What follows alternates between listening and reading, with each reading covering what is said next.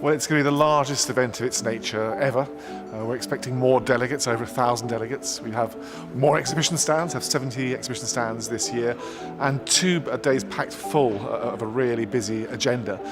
Day 1 is all energy, and day 2 is slightly different this year, in they're actually working with our colleagues at ScottishPower Renewables, and they're actually holding their supply chain event on the second day of SNS.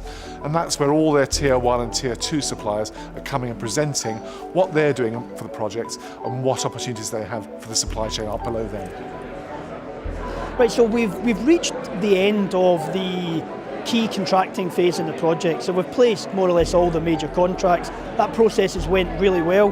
One thing in particular we really tried to do was to make sure that we were fulfilling our commitment to have more than 50% of the investment of this project with UK companies, and we've managed to do that. So we've come here to this event with our key suppliers, and the aim is to spend the whole of tomorrow talking through the project, talking about what those suppliers are doing, and talking to the local companies about the opportunities that are going to come through for them in the East Anglia Wind project. So it's a really exciting day, I think, for all of the local supply chain who are interested in offshore wind.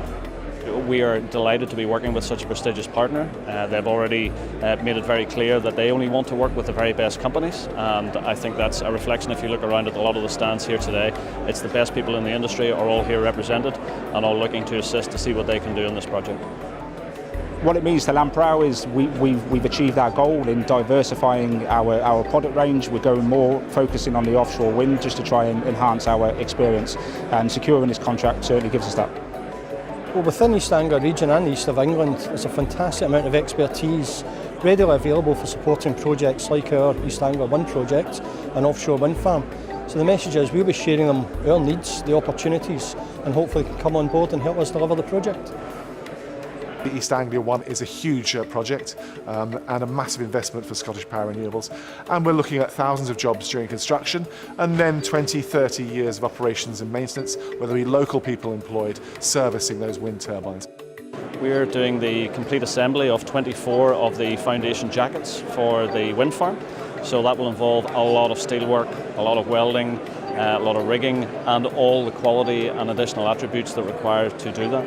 If I can get into a bit more detail, I would say in terms of services for one, there are going to be high levels of dimensional control required, high levels of NDT services. There'll also be, on the procurement side of things, all the welding consumables that we will need to do this job, all the additional portable and small tooling. In terms of lifting and rigging, which will be a huge part of this job because it really is a logistics contract, we're going to be looking at lifts, slings, shackles, crane hire, SPMT hire, transport grillages, lots of all the elements of being able to lift and manoeuvre and to ultimately fabricate these elements.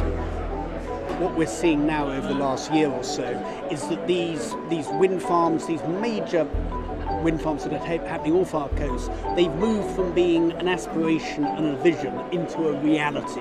They are happening, the developers are making real progress in their planning and construction, and what that means is that there are significant job opportunities for businesses in the East Anglian area, not just in Lowestoft and Yarmouth, but spreading quite across the 2 counties. It's a great balance between a conference which is small enough to be quite intimate, and you know the other people that are here, and you can really engage in good, constructive, meaningful dialogue, but it's big enough to allow you to come here and in only 2 days to catch most of the people that you really want to speak to. So it's a perfect balance. We really enjoy coming here.